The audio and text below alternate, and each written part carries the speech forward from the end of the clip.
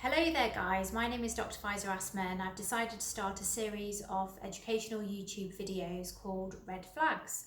The purpose of Red Flags is I'll be going through a series of medical diagnoses and talking about when symptoms are serious enough for people to urgently seek medical advice.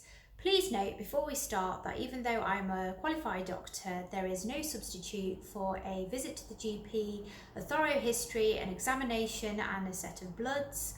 So the purpose of this series is for educational purposes only, and also maybe to act as a sieve when to direct people to go to the pharmacy for common ailments such as coughs and colds, and also to ring 111 and when to escalate things and go to A&E directly. So during this educational series, I'll be taking a list of presentations covering different parts of the body. So I'll be covering the cardiovascular system, which is the heart. I'll be talking a bit about the lungs and serious conditions that can affect the lungs. I'll be talking about the gastrointestinal tract, and I'll also be covering some neurology as well, and I'll be talking about some serious medical conditions, some of the risk factors associated with them, and also some of the symptoms that will enable people to know when it could be serious enough for people to actually go to A&E.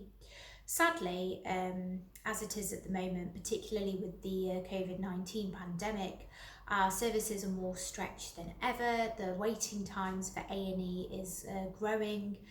People are waiting longer, and there are some occasions where people can go to their pharmacy, whether it be for things like burns or coughs and colds, and it's what is known as conservative treatment, which means sort of dealing with these things yourself at home and waiting things out. However, as Red Flags will demonstrate, there are also some conditions where more urgent advice is needed.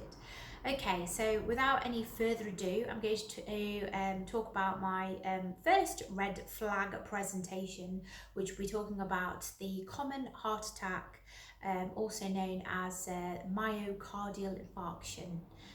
So I'll see you guys in the next video.